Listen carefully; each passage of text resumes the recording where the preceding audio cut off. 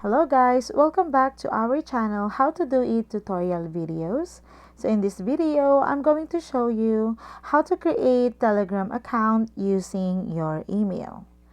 So can we create an account using an email? So the answer is no, because the only option is your phone number.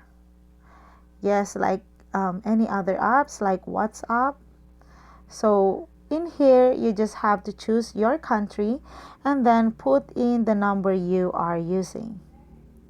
So once you're done with this, just tap the next icon right over here.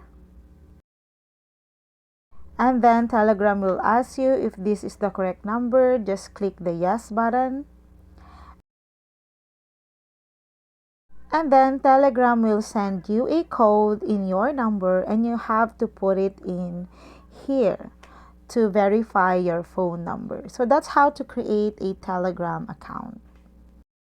So I hope you guys find this video helpful, and if you do, please don't forget to like and subscribe to my YouTube channel. Thank you for watching.